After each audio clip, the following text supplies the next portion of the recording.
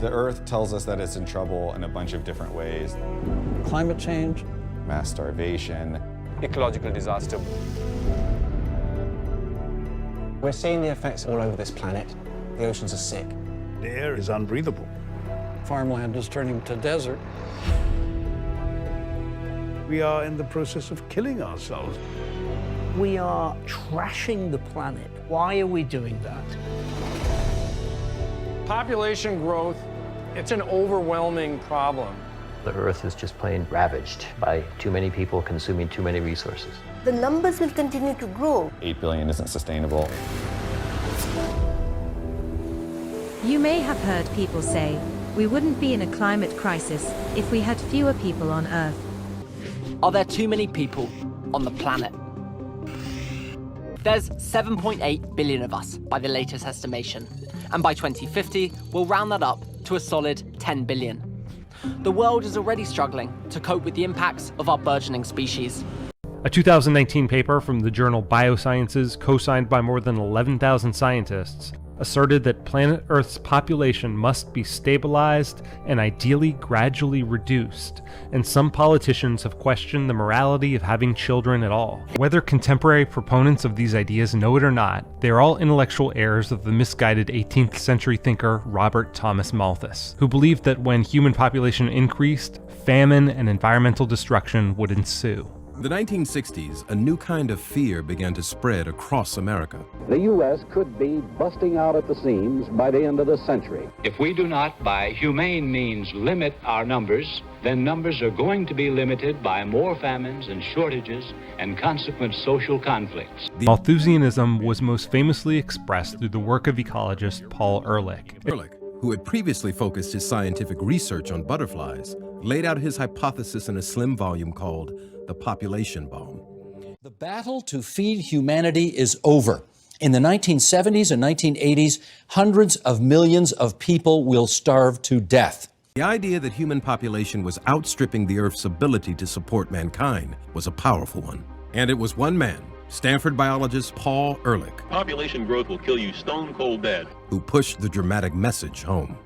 If we continue to let population grow, and if we continue to exploit the underdeveloped countries, if we continue to pollute the seas with a wide variety of compounds and so on, it's very difficult for me to picture things holding together for more than another decade or so.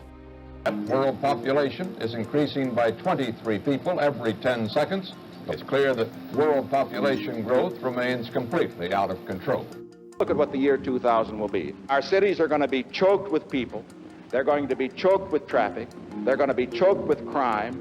They're going to be choked with pollution. And they will be impossible places in which to live.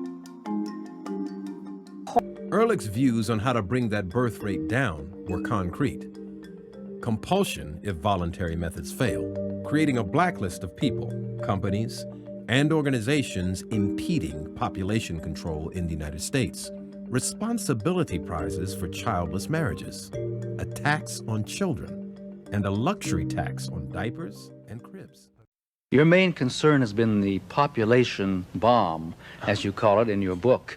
Do you feel that this takes precedence over any other type of pollution, and certainly human pollution? Yeah, it takes precedence in the following sense. The reason I named the book The Population Bomb was in 1968 when I wrote it, everybody was getting concerned about pollution, but people hadn't seen the other element. I thought the emphasis ought to go there. The thing that's important to remember about population control is that if we want to avoid a tremendous rise in the death rate, we absolutely must have a tremendous decrease in the birth rate. Now, because the world's population is so young, it means that even if we got a tremendous decrease in the birth rate, if the average completed family size immediately moved down to the vicinity of 2, we would still face 40 or 50 years of rapid population growth. There's a tremendous lag time built into it because those young people, the 40% of the people in the world that are under 15, are going to have children and grandchildren before they get old enough to die of old age. So we have this tremendous built-in lag time, which means that we've got to start instantly on population control only because we know it'll take so long. It was taken with so much seriousness that Paul Ehrlich could recommend things like putting stuff in public water that would make people not as fertile. The only hope that there is that we will be able, at least in the United States, through the political process, to get a government that's courageous enough to say, look, we're overpopulated and we have to have population control and start moving in that direction. He compared humanity to a cancer, writing that we must shift our efforts from treatment of the symptoms to the cutting out of the cancer. His proposed solutions included taxing diapers, subsidizing vasectomies, and even spiking food aid and water supplies with sterilizing drugs, and then holding a lottery for access to the antidote. Similarly, ecologist Garrett Hardin in 1968 compared humanity to overbreeding cattle, writing that the freedom to breed is intolerable. The only way to make this system work is to have the family be willing to give up one of its former freedoms, namely the freedom to determine how many children it was going to have. The Bagleys belong to a growing number of young marrieds who favor ZPG, zero population growth. How many children do you have? 2. I have 2 children. It appears that large families are on the way out, and ZPG may be possible. The idea also took hold in the developing world, where governments like India's had already begun to embrace population control. In the mid-1970s, the Indian government began a controversial program to encourage mass sterilization. We do want to create an atmosphere in which people realize the importance of this program. It led to abuses. Access to food aid and housing were sometimes used as coercion. Others weren't even given a choice. More than 8 million sterilizations were performed, many forcibly. The people, in the words of one family planning expert, were treated like cattle. The overpopulation narrative is an outdated frame. The justification goes like this. Our global population is increasing to a point that the environment simply cannot support, and overpopulation is the main cause of resource depletion and climate chaos. Therefore, we need solutions like population control, reducing the number of people to curb climate change. The fundamental truth that Malthus proclaimed remains the truth. There cannot be more people on this earth than can be fed. Many people would like to deny that this is so. They would like to believe in that oxymoron, sustainable growth. Kenneth Boulding, President Kennedy's environmental advisor 45 years ago, said something about this. Anyone who believes in indefinite growth in anything physical on a physically finite planet, he said, is either mad or an economist. Ehrlich would turn out to be as wrong-headed as Malthus. Over the next half-century, calories available per capita steadily increased in just about every region of the world, thanks largely to improved agricultural techniques and technology. But some of the things we did not recommend, we said these are the sorts of things that have been suggested or could be done. A good example is we said in one of our publications that it would be one of the things that might be good if you could do it safely and biologically safely would be to add something to the water supply, excuse my laryngitis, add something to the water supply that would make you have to take an antidote before you could have a baby. And everybody said, that's just terrible, that's ghastly. Ghastly? It'd get rid of the whole abortion problem, get rid of the whole unwanted child problem, make people make rational decisions. It's certainly one of the things that every government must pay great attention to is the size and composition of its population. It's probably the #1 thing that should be in government policy. It at least is discussed in Australia. In the United States, you can't even dare discuss it. While it's true that farmers will have to become 70% more efficient over the next 30 years to feed the growing population, the technology already exists to accomplish that goal. If all farmers were as efficient as U.S. corn growers, the world could feed 10 billion people today on half as much land. And as humanity continues moving into cities, the environment will likely be better protected because this allows for the restoration of forests and other ecosystems on the land migrants leave behind.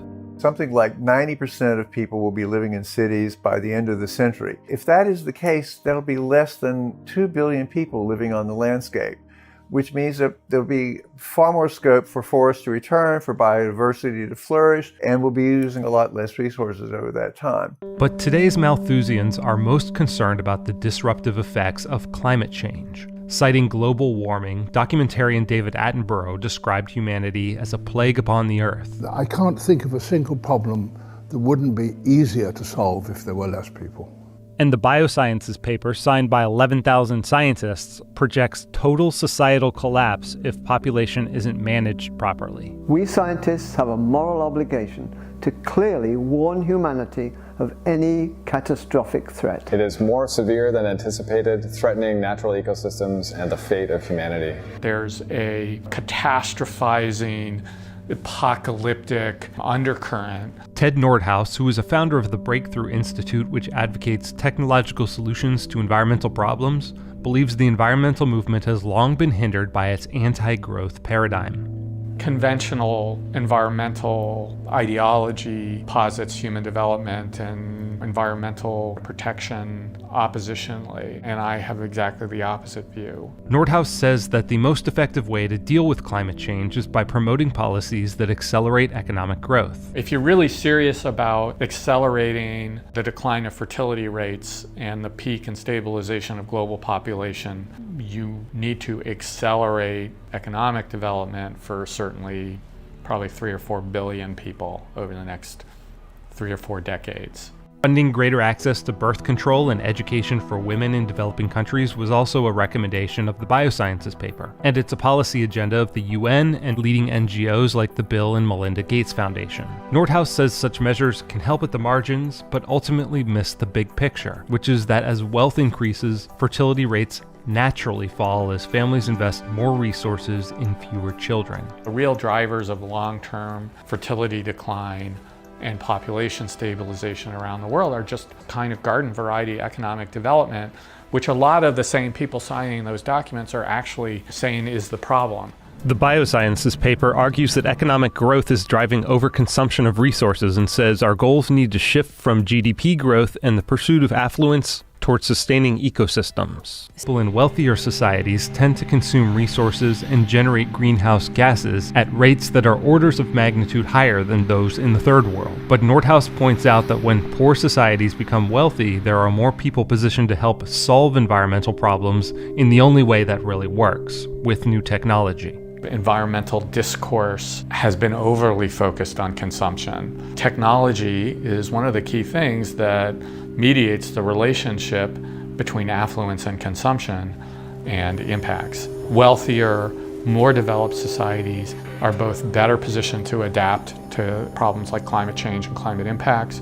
A Category 5 hurricane creates a lot more devastation and a lot more loss of life and human impact in a poor society than in a rich society. They're also better positioned to develop and deploy new technology. Most of the success we've had in deploying nuclear or other clean energy technologies is actually in contexts where energy demand is growing quickly. And most of today's environmentalists don't openly advocate for the draconian population control measures pushed by Ehrlich and other Malthusians in the 1970s. Population is only one among many, many factors, and I don't think it's even the most important factor.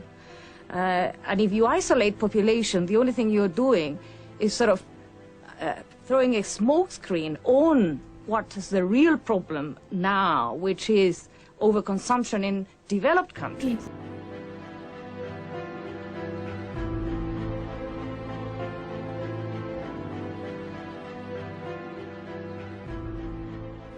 Developed countries are leading the way when it comes to food wastage, according to a UK report. The study claims up to half of all the food produced worldwide isn't eaten for reasons including poor harvesting, transport and storage. Consumer behaviour is particularly to blame in the West, with best before and use by dates confusing customers and leading to up to 50% of what's bought in the supermarket ending up in the bin. The problem of food waste is dominant in Western industrialized countries because in developing countries where there is generally a much higher level of poverty, people simply can't afford to waste any food. In developing countries, problems with harvesting and storage still lead to food being thrown away. Worldwide, up to 2 billion tonnes is not eaten every year, says the London-based Institution for Mechanical Engineers. Here in Britain, we get rid of our own body weight in rubbish every 7 weeks. We throw out 1.5 million computers every year, 99% of them in perfect working order. On average, we buy a new mobile phone every 18 months, leaving 90 million working handsets hoarded in cupboards up and down the country. And 3 million fridges are discarded every year.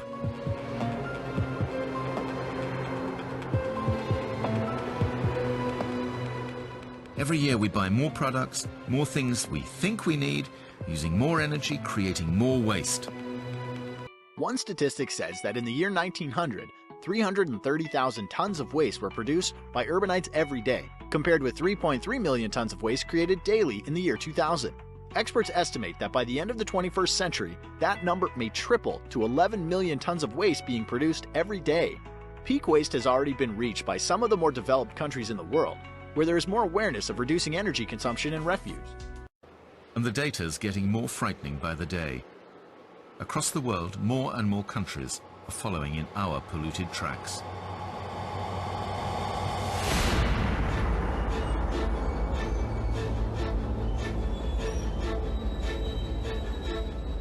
China's economy has grown at around 10% every year for the last 15 years. The result has been an explosion in consumption. Around 250 million people now enjoy a relatively affluent lifestyle, roughly the same number as the entire population of the United States. Consumerism in the Western world took 2 centuries to develop. In China, it's taking less than a decade. This may be great news for a country emerging from centuries of poverty, but it comes at a serious cost. So if China ever achieved the same level of car ownership as the United States, with its much bigger population, they would need to import more oil every day than is produced in the entire world every year. Today's economy is still scandalously inefficient in its use of energy, water, and raw materials. Yet the technologies we need already exist, and with massive new investment, they will become both more efficient and cheaper. And that's where we come to the role of government. There are roughly 22.5 million washing machines in the UK, between them performing about 6 billion washes every year. Now, an inefficient washing machine uses around 100 litres per wash, an efficient one around 45 litres. So simply moving over from inefficient washing machines to efficient washing machines would save more than half of the 585 billion litres of water that we use in the UK every year just to wash our clothes. So shouldn't EU governments get this sorted out? Instead of relying on a few green consumers, why don't they impose minimum efficiency standards that all manufacturers would have to meet? The worst part about this proposed system of population control is that it is not just based on a faulty premise, but a premise that is in fact the exact opposite of the truth. Birth rates drop in the course of social and economic development very regularly. There's really no country which has not had a sharp fall in fertility as a result of wide-scale social and economic development. Each bubble is a country. Size is population. Blue, Africa. Red, Asia. Yellow, Europe. And green, the Americas. Vertical is child mortality. From 30% of children dying before the age of 5 down to almost 0 child death. Horizontal, number of babies born per woman. From 8 to less than 2. But most countries were up here. Women had 6 to 7 children. Child deaths were frequent. Almost every family lost 1 or more children. In many people's mind, the world still looks like this, developing and developed.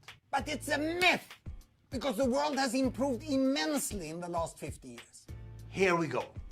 Year by year, child mortality fell in almost all countries, and as child mortality fell, women chose to have fewer and fewer babies, and that enabled them to invest more time and resources in each child. By 1990, some of the so-called developing countries had already made it down here. Some were in between, and a few remained up here with very high child mortality. Ethiopia had hardly moved at all. It had passed through decades of famines and political turmoil. Many people think that Ethiopia is still stuck up here, but look what happens after 1990. With improved access to health service in rural areas and well-spent aid, child mortality falls dramatically in Ethiopia. And with better access to family planning, women choose to have fewer and fewer babies. Ethiopia has come halfway and is moving quickly down to this corner. But Ethiopia still faces many challenges. I will split the Ethiopian bubble. The capital, Addis Ababa, is already down here. But the remote Somali region of Ethiopia still have high child mortality. But most of the regions, 90% of the population, are centered around the average. Most people think that the problems in Africa are unsolvable.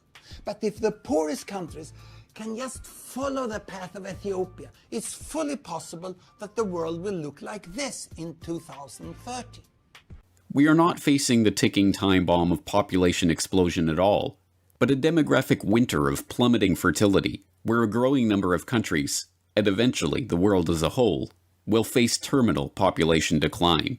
Nearly half the countries in the world are facing what's being described as a baby bust. Now that means they're having insufficient children to maintain their population size. This comes from a new report out today in the journal The Lancet, which finds that there's been a remarkable global decline in the number of children that women are having. They looked at the data from 1950 to 2017. Basically, in 1950, your average woman was having 4.7 children. Just less than 70 years later, they're having about 2.4 children on average. And that is less than the replacement rate, 2.1 to 2.2. Right. But, for example, in countries that have higher rates of child mortality, they also need to have slightly more than this 2.1, 2.2 number. So back in 1950, 0 countries had this problem. Now, as you say, about half the world's countries facing it. It's becoming harder to hear the crying of newborns in Korea. The nation's birth rate has been on a steady decline over the past 40 years. Currently, it has the lowest birth rate among the 34 OECD member countries. Last year, the number of newborns stood at 436,500, a near 10% decrease from 2012. This means about 8.6 babies were born among a population of 1,000, the lowest since the year 1970, when the government first began recording population data. Italy is struggling to escape recession and bring down record-high unemployment. Even if it manages that, it may still face its biggest economic challenge ahead, which is having one of the lowest birth rates in the world and a rapidly aging population. Demographic time bomb is a huge threat, and the solutions to that aren't politically acceptable. Raise taxes, cut benefits, become more productive. Economists say Italy's problem is that more than a fifth of its population is now aged 65 years or over. And it's estimated that by the midpoint of this century, the population will have fallen by 16 million people. Low birth rates and economic migration have hit Eastern Europe especially hard, with countries like Bulgaria expecting a 30% population decline in the coming decades. Japan's leaders are working on a raft of new measures to encourage citizens to get married and have children in a bid to boost the country's flagging birth rate. With fewer babies being born and a rapidly aging population, Japan is facing an unprecedented demographic crisis with vast social, economic and political repercussions. Spain has always had a low birth rate, but the impact of the financial crisis and high unemployment has further tipped the demographic balance. The number of births per year has dropped almost 13% since 2008. Today, the average household has just 1.3 children, and the average age for a woman to have her first child is 31. The world's most populous country has a dangerously low birth rate. A recent report from the Chinese Academy of Social Sciences says the fertility rate in China is now 1.4 children per woman, close to the global warning line of 1.3 or the low fertility trap. And it warns, once it slips into the trap, no country has ever returned to the replacement level. Their one-child policy, hailed by population control advocates like Ehrlich, quickly turned into a socially disastrous epidemic of sex-selective abortion and infanticide.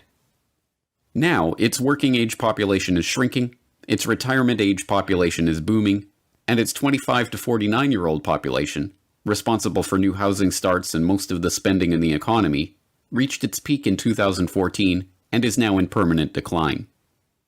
Recognizing the demographic disaster that their attempts at population control helped bring about, the Chinese government officially dropped the one-child policy in 2015. With its rapidly aging population, Greece is not only facing a demographic time bomb, its young generation is in the firing line of what a sociologist calls genocide or annihilation. If a country is losing a creative young generation, they have no the means to reproduce itself. This will be a vicious cycle of degradation, of decline of the society. Fewer babies are being born in the United States. The latest birth statistics, released by the Centers for Disease Control and Prevention, show birth rates in this country are at a record low. Less than 4 million babies were born in the U.S. last year, the smallest number in 30 years. More than 3.8 million babies were born in the United States last year. But last year's drop in the nation's birth rate, about 2% overall, was the largest drop in a single year since 2010. The rate even fell slightly for women in their 30s. And the teen birth rate continued its dramatic nosedive since the early 90s, down 55% since 2007. Last year, the only group to see a higher birth rate was women in their 40s. So this report is big news, and on the other hand, not all that surprising. So the U.S. stood out among high-income countries as one that had relatively high fertility. And the Great Recession changed that, and across many high-income countries, the recession resulted in declining fertility rates. The really surprising part is that we've now been quite some years through the recession, and unemployment rates is very low, and that trend hasn't changed. So these low fertility rates, despite relatively good economic conditions, are really surprising. Many would see the number of children as an indicator of the well-being of the adult population, from the notion that individuals who are satisfied with their life and have relatively good economic prospects are more likely to have children. The other reason we care about this is that the children born today are obviously the workers 25 years down the road, and are retirees some 60, 70 years down the road. And so the number of births are going to shape the overall size and structure of the U.S. population, and that has a magnitude of implications on both the economic situation and social situation of the United States. So in the long term, if this trend persists, they're going to have profound implication. Any annual number of births probably has relatively small implications. So if we compare the U.S. to other high-income countries, we could see that fertility could drop a lot lower. So total fertility rates drop to rates like 1.2 in many Southern European countries. They're at these levels in South Korea, and we're at somewhat higher levels in Japan. So on one hand, there's quite a bit of possibility for further declines in fertility. And once we get to very low fertility, or what I have called lowest low fertility at some point, then the kind of implications of rapidly aging populations and possibly declining labor force become very difficult to manage through social policies. Mexico, Italy, South Korea. Country after country in every corner of the globe is now facing a population crunch due to a free fall in birth rates and fertility. While there are many factors that play into these trends, political, social, and economic, there are certain scientific factors discernible in the statistics that point to something more nefarious entirely. Since the 1950s, a growing body of scientific literature has documented a steady decline in sperm count of men in certain geographic areas, most notably in parts of Europe and North America. Although there is still vigorous debate over the cause and nature of this decline in semen quality, endocrine-disrupting chemicals such as phthalates that have been proven to disrupt sperm production in fish are being looked at as a potential cause. The bad news is that these offending chemicals are to be found in a bewildering array of products in the modern world, from sunscreen and cosmetics to shower curtains, frying pans, and even cheese. A new study reports significant declines in sperm count among men from Western countries, and scientists aren't sure why. The researchers found total sperm count in men from North America, Europe, Australia, and New Zealand declined by almost 60%, while sperm concentration dropped 52%. Declines in sperm count have been reported since 1992, but previous studies were criticized for small sample numbers and conflicting results. This new study takes a broader approach, looking at more than 7,000 studies from 1973 to 2011. These findings have wide implications for public health. Some synthetic chemicals can disrupt or block the functioning of testosterone in the body, permanently damaging the sexual development of male children. This disruption of the human body's own system may be the greatest unintended consequence of the 20th century's chemical revolution. But regardless of why the world is facing this infertility crisis at this particular moment, it remains the case that the overpopulation fear-mongering has been remarkably successful. Ask 100 people on the street whether there are too many people in the world, and 99 of them will answer in the affirmative. Most people believe that the world is a fixed and depleting pie over whose scraps we are condemned to fight. From this perspective, every new baby born into the world is merely a competitor for a limited supply of resources, a human obstacle in the path to abundance. This fixed pie way of looking at the world is the depletionist mindset. More people means less resources to go around. The more of us there are, the poorer everyone will be.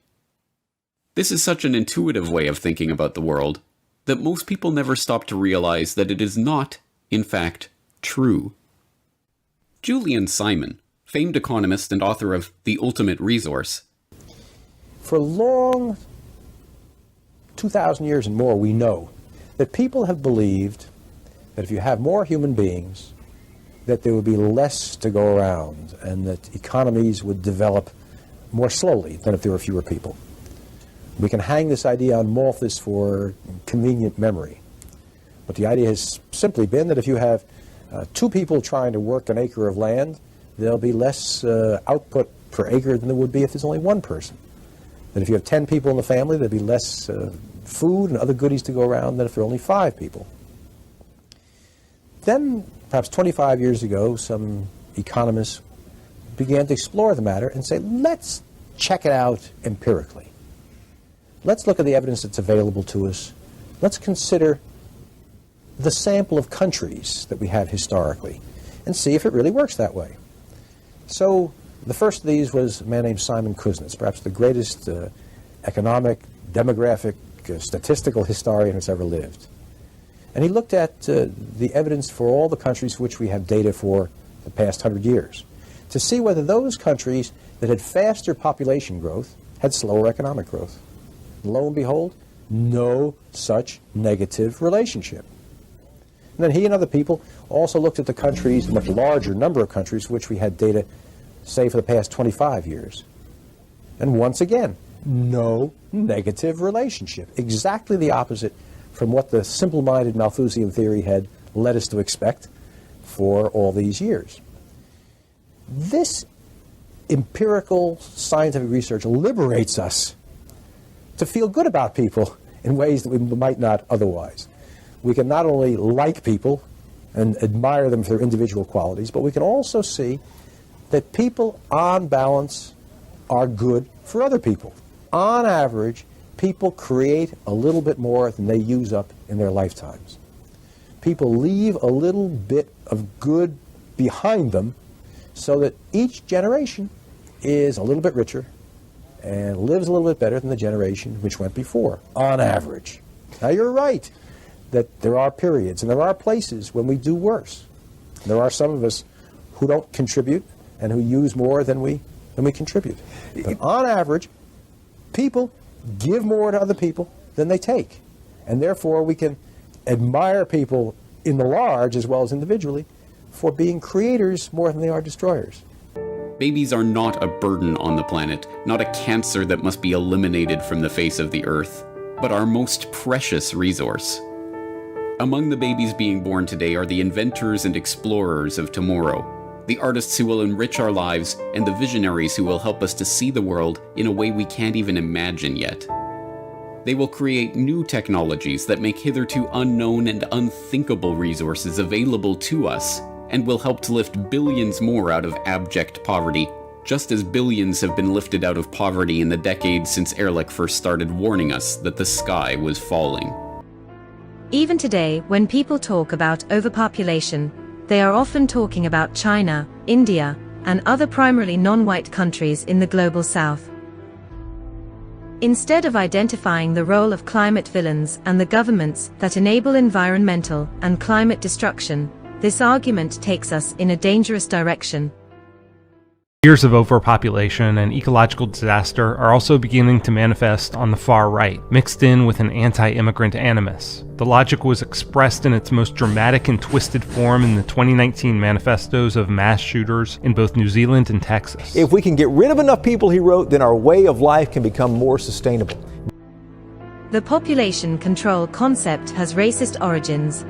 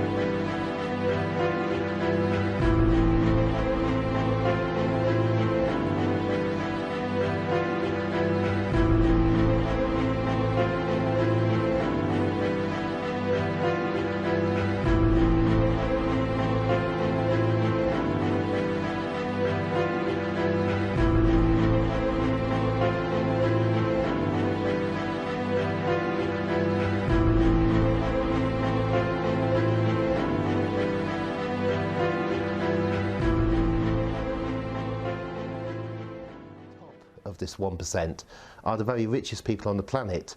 Oxfam earlier this year said 85 of them have the same wealth as the bottom half of humanity. Forbes magazine then corrected that and said actually it's 67. And then Forbes magazine corrected themselves and said it's 66. High economic inequality is extremely damaging for the environment because the greedy do not know how to control themselves. Thomas Piketty, who's a brilliant economist from Paris, has done incredible detailed work recently looking at the consumption and pollution patterns of the richest 1%. And he has shown that the richest 1% disproportionately contribute to greenhouse gases and to carbon pollution and are damaging our planet. This is because they buy so many things that they do not need because money is not an issue for them. It's because they have so many homes that they travel between. It's because when they travel, they don't travel in a sustainable way. At the extreme, they're flying in private jets. There isn't a better way to heat up the planet and damage our environment than to fly in a private jet. And we need to learn the importance of this because climate change is the biggest threat that we're facing. And we're partly facing it because we're allowing the greedy people in our societies to carry on being greedy, and we're not controlling them for the good of everybody. This is my first time at Davos, and I find it quite a bewildering experience, to be honest. I mean, 1,500 private jets have flown in here to hear Sir David Attenborough speak about, how we're wrecking the planet.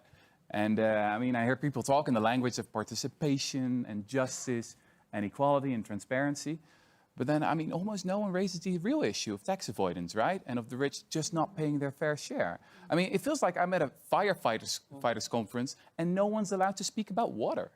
This is not rocket science. We can talk for a very long time about all these stupid philanthropy schemes. We can invite Bono once more, but come on, we gotta be talking about taxes. Yeah, exactly. That's it, taxes, taxes, taxes. All the rest is bullshit, in my opinion. I actually came because I do believe we have an issue here.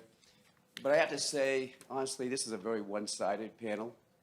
Frankly, what people really want is a dignity of a job. I'd like for the panel to talk about beyond taxes, which every one of you have talked about. The only thing you've talked about in this whole panel on inequality, what can we really do to help solve inequality over time beyond taxes? Let me tell you something. We're talking about jobs, but the quality of those jobs with poultry workers in the richest country in the world, the United States. Dolores, one woman we work with there, told us that she and her co-workers have to wear diapers to work because they are not allowed toilet breaks. This is in the richest country in the world. So don't tell me about low levels of unemployment. You are counting the wrong things. You're not counting dignity of people. You're counting exploitation. And something needs to change here. I mean, 10 years ago, the World Economic Forum asked the question, what must industry do to prevent a broad social backlash? The answer is very simple. Just stop talking about philanthropy and start talking about taxes. Taxes. We need to, I mean, just 2 days ago, there was a billionaire in here, what's his name, Michael Dell. And he asked the question like, name me one country where a top marginal tax rate of 70% has actually worked. And, you know, I'm a historian. The United States, that's where it has actually worked. In the 1950s, during Republican President Eisenhower, you know, the war veteran, the top marginal tax rate in the US was 91% for people like Michael Dell. You know, the top estate tax for people like Michael Dell was more than 70%. We have a tax system that leaks so much that allows $170 billion of money every year to be taken to tax havens and to be denied the developing countries that need that money most. So we have to look at the business model, and we have to look at the role of governments to tax and plow back money into people's lives. Well, the world's 10 wealthiest men doubled their fortunes during the first 2 years of the pandemic as poverty and inequality soared. The world's 10 richest men more than doubled their fortunes during the first 2 years of the pandemic, while income levels for the 99% of people around the globe actually fell. According to Oxfam, the world's 10 richest people now own around $1.5 trillion. The pandemic has been a billionaire bonanza. The charity says the world's 10 richest people have boosted their fortunes by $15,000 a second, or $1.3 billion a day during the pandemic. At the same time, global inequality is contributing to the death of one person every 4 seconds. Oxfam says more than 160 million people have been plunged into poverty since the start of the pandemic. It is calling on governments to tax the gains made by billionaires whose wealth increased by an average rate of $1.3 billion a day.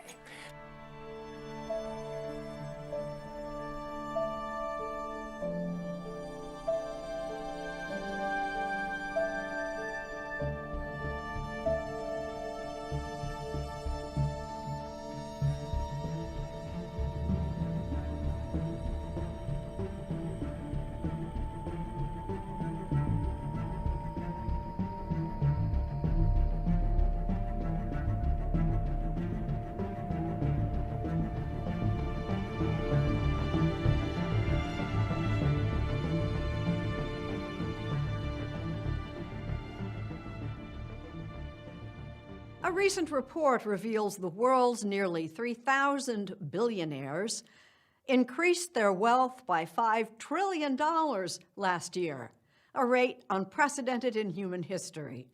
When is more than enough enough? Really appalls at some of the behavior of the super rich. 3, 2, 1. Like when Richard Branson and Jeff Bezos launched themselves into orbit. So Jeff Bezos said when he came back to Earth. I want to thank every Amazon employee. He wanted to thank Amazon's employees and customers because you paid for all of this. The idea that he didn't understand the insult that he was making there when he said, thank you for paying for my trip to outer space for, what was it, 20 minutes? He didn't hear what he was saying, and there wasn't a single employee there at the ground level who didn't take that as an insult. And certainly a lot of customers took it as an insult. The wealth gap has reached stratospheric levels. The richest 1% of Americans now has almost 13 times the wealth of the bottom 50%. It's led some to consider maybe you can be too rich. The case against the super rich isn't just moral. It's also environmental. from the profits of businesses that haven't paid for polluting the atmosphere to the emissions from mega mansions and private planes, and the unused dollars just sitting in offshore accounts. The world's wealthiest 1% are believed to use double the carbon emissions of the bottom 50%. So where to draw the bottom line on wealth? Professor Ingrid Robains teaches philosophy and ethics at Utrecht University in the Netherlands. In America, you now have the saying, there shouldn't be any billionaires. Every billionaire is a policy failure. And my initial reaction is no, a billion is way too much. So how big is a billion? We often see news headlines referencing $1 billion, and we know there are billions of stars in our galaxy alone. But let's put some perspective on this giant number. A billionaire is just a little more than a millionaire, right? Well, more than a little. A lot more, in fact. 1 billion is 1,000 million. Sure, you knew that, but here's what it looks like. 1 million seconds is 11.5 days. 1 billion seconds is 31 3/4 years. Or let's say a billion is 1 meter. Since a million is 1,000th of a billion, 1 million at this scale would be 1 millimeter. Billions and billions and billions of... Just to be clear, that's a 1 and 9 zeros. But what does £1 billion actually look like? So, you've been visited by a fairy from the magic money tree, and she's given you the power to earn £1 a second. You'd have £1 million within 2 weeks. As for making your first billion, it would take nearly 32 years for that. If you'd rather visualize the difference, here's what £1 million would look like, stacked into £50 notes. And here it is, next to £1 billion stacked in the same way. Take the average Brit. Let's say Jack earns around £16.50 an hour, and he works around 39 hours a week. He would have to clock in over 60 million hours of work to make $1 billion. That's nearly 7,000 years. In this nightmare maths problem, it was at one point taking Jeff Bezos around 35 seconds to make what Jack takes home every year. And it was taking Mark Zuckerberg about 1.5 minutes to do the same. Our entire economic system is designed for the wealthy. The bottom line here is that material wealth, especially money, does not give you the right to control and use excessive resources. Throughout history, it has been assumed that material wealth conferred the rights of possession or control of resources, which has and does at times include human beings. This is largely true today, even if the control appears more subtle at times. Most of the resources on the planet are in the possession of a very small minority of people, mostly Westerners, mostly white, mostly men. 12% of the world's population, mostly living in North America and Western Europe, is responsible for 60% of global consumption. This statistic is reflective of the fact that half the world's population exists on less than $2.50 a day. Regardless of how one feels about the morality of these statistics and the human misery they indicate, it has proven to be a characteristic of an unsustainable global economic system. Many essential global non-renewable resources are at or beyond critical mass. Global climate change is well underway, resulting in effects few can deny and increasing populations experience. Consumption among all socioeconomic classes is increasing, and finally, conflict and social unrest are increasing worldwide. Even beyond the super wealthy, affluent populations in wealthy countries consume far more than their share. The United States, home to less than 5% of the global population, yearly consumes nearly 25% of the world's fossil fuel resources, 25% of the coal, 26% of the oil, and 27% of the natural gas. Over the last century, raw food material consumption rose 5.1 times more than our population. Total U.S. fuel and material consumption rose 57% from 1970 to 2000, which was 51% higher than the European average. Raw material resource use in the United States increased by more than 1/3 from 1992 to 2001. According to the National Association of Home Builders, The average new home size in the United States rose from 1,400 square feet in 1970 to 2,700 square feet in 2009. Continued resource consumption and energy use in Western countries are far overreaching our desire for socially desirable goods and services, and the overuse of non-renewable resources is resulting in dramatic environmental impacts, including climate change, pollution, altered biochemical cycles, and reduced biodiversity. The U.S. primary energy consumption increased from 40 quadrillion BTU in 1950 to 100 quadrillion BTU in 2001. In order for us to support the projected 9 billion global population in 2050 at the current U.S. lifestyle standards would require about 268 terawatts, 16 times the current global energy use. As unattainable as this fact sounds, consider that the U.S. consumption levels are increasing yearly, as are the levels of most nations, especially China and India. While there are a good number of non-renewable resources left on the planet, we are consuming them at an almost unimaginable rate, and some that we rely upon heavily are running out. The World Wildlife Fund predicts that at the current rate humans are consuming resources, we will have entirely exhausted many of our essential natural resources by 2050, and for most, we will have no alternatives. Even our renewable resources are no longer replacing themselves to meet increasing demand, and while such resources will never truly disappear, their practical use may be severely restricted by a diminished replacement rate, increased consumption, and growing population. The world's environmental ills really a result of the burgeoning number of humans on the planet, predicted to reach at least 9 billion people by 2050? Or is it more due to the fact that although the human population has doubled in the past 50 years, we have increased our use of resources fourfold? Yes, there is an issue with population, and it is one of the factors which loads the environment with extra pressure. There's no question about that.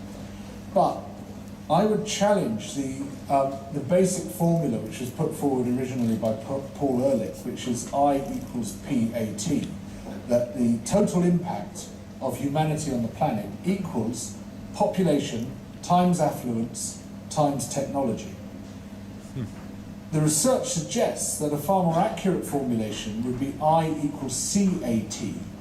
Total impact equals consumers times affluence times technology. Because the truth is that there are large portions of the world's population who can simply not be classified as consumers. They are just not consuming any significant amount of resources at all.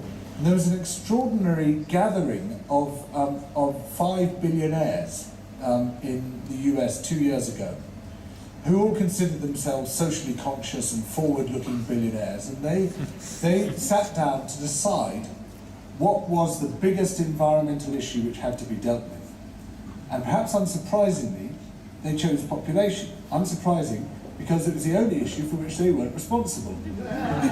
And it's no coincidence that the people you hear most often articulating the need to stop people having babies are post-reproductive white men, because they are least responsible for that problem, even though they might be most responsible for all the problems of consumption.